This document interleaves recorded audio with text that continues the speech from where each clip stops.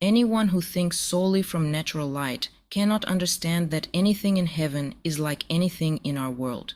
This is because such people, on the basis of this light, have both thought and decided that angels are nothing but minds, and that minds are like ethereal breath. This would mean that angels did not have the senses we do, so they would not have eyes. And if they did not have eyes, there would be no objects of sight.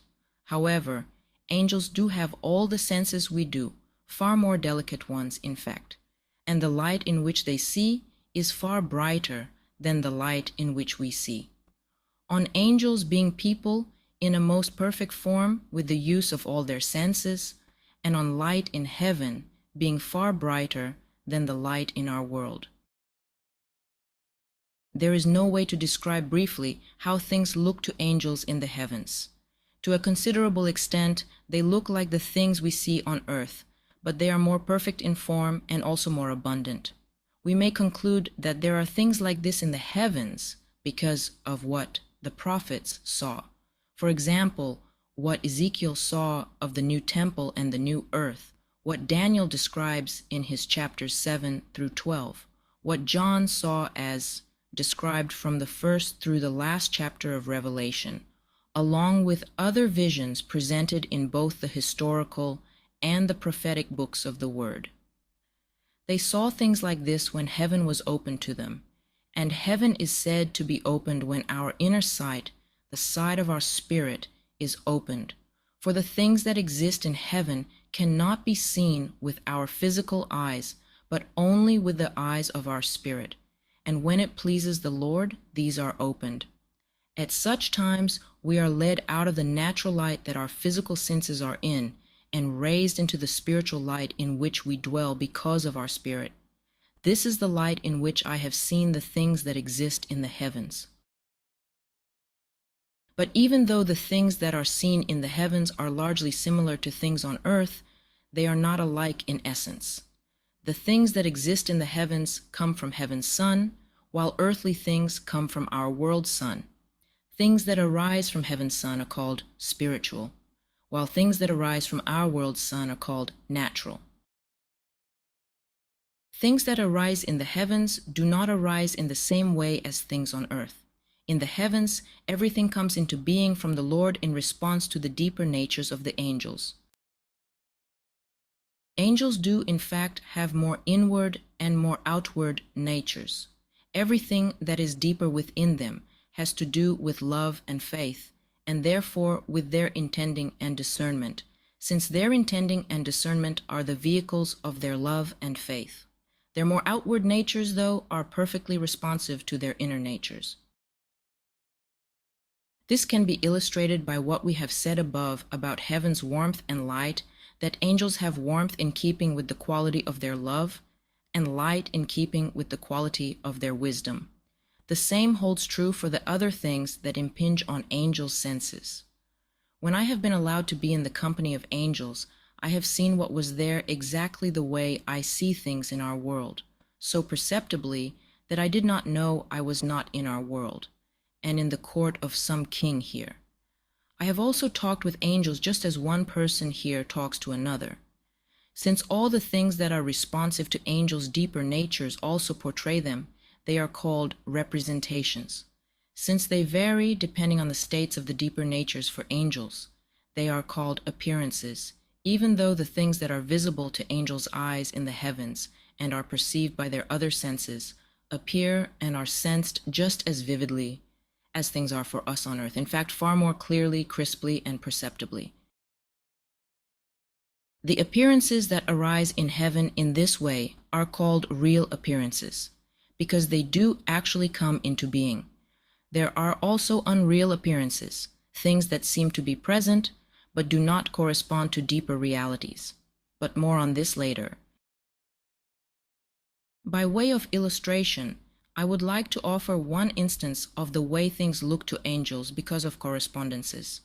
To angels who are focused on intelligence, there appear gardens and parks full of all kinds of trees and flowers. The trees there are laid out in the loveliest designs, joined into vaulted arches, offering spaces for entrance, and with promenades around them. All this is so beautiful as to defy description. People who are focused on intelligence stroll there, picking the flowers and weaving garlands to grace babies with. There are kinds of trees and flowers that are never seen, not even possible in our world. In the trees, too, there are fruits in keeping with the quality of the love these intelligent angels are absorbed in. They see such things because a garden and a park and the fruit trees and flowers correspond to intelligence and wisdom. It is known on earth that things like this exist in the heavens, but it is known only to people who are engaged in what is good and who have not extinguished heaven's light within themselves by natural light and its deceptiveness. When the subject is heaven, people actually think and say that there are things the ear has never heard nor the eye ever seen. The clothes angels appear in. Since angels are people and live together the way people on earth do, they have clothes and homes and a great many other things. The difference, however, being that everything is more perfect for them because they are in a more perfect state.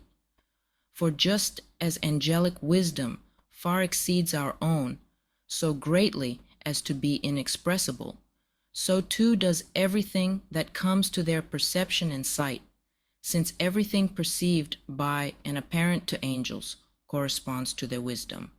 Like everything else, the clothes angels wear correspond, and since they do correspond, they truly exist. Their clothes reflect their intelligence, so all the people in heaven are dressed according to their intelligence. And since one will surpass another in intelligence, one will have better quality clothing than another. The most intelligent wear clothes that gleam as though a flame, some radiant as though a light. The less intelligent wear pure white and soft white clothes that do not shine, and those still less intelligent wear clothes of various colors. The angels of the inmost heaven, though, are naked. Because angels' clothes correspond to their intelligence, they also correspond to what is true, since all intelligence comes from divine truth. So it amounts to the same thing whether you say that angels are dressed according to their intelligence or according to divine truth. The reason the garments of some angels gleam as though a flame, while the garments of others shine as though a light, is that flame corresponds to what is good, and light to what is true because of that good. The reason some garments are pure, white and soft white and do not shine, while others are of various colors, is that divine good and truth are less dazzling and are also differently accepted among less intelligent people. Pure, white and soft white correspond to what is true, and colors correspond to different shadings of truth. The reason angels in the inmost heaven are naked is that they are in innocence, and innocence corresponds to nudity. Since angels wear clothes in heaven, they have appeared clothed when they were seen in our world, like the ones seen by the prophets and the ones by the Lord's tomb, whose appearance was like lightning and whose clothes were gleaming and white, and the ones seen in heaven by John, whose garments were of linen and white. And since intelligence comes from divine truth, the Lord's garments, when he was transfigured, were gleaming and white as light.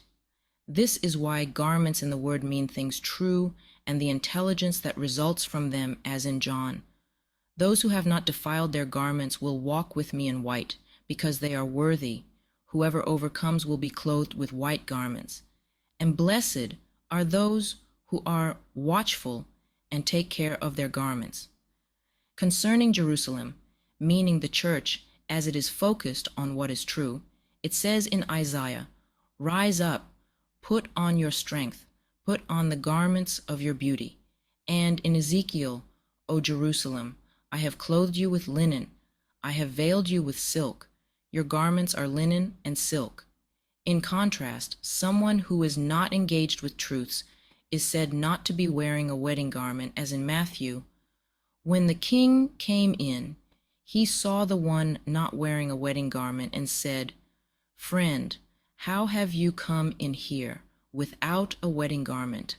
So that one was cast out into the outer darkness.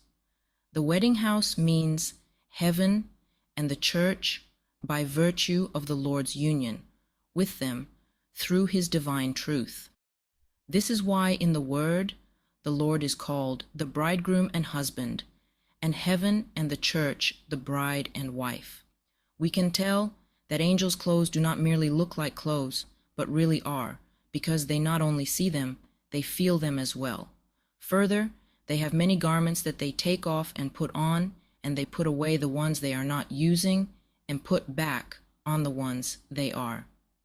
I have seen thousands of times that they wear different clothes. I have asked them where they got their clothes, and they have told me that their clothes come from the Lord and are given to them, and that sometimes they are clothed without noticing it. They have also said that their clothes change depending on the changes of their state, that their clothes are radiant and gleaming white in their first and second state, while in the third and fourth states they are somewhat dimmer. This too is because of correspondences, because these changes of state have to do with their intelligence and wisdom. For everyone in the spiritual world, clothing depends on intelligence and therefore on the truths that constitute intelligence.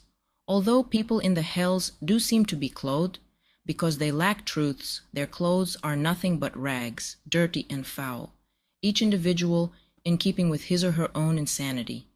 They cannot be clothed in any other way either. The Lord allows them to wear clothes so that they will not appear naked.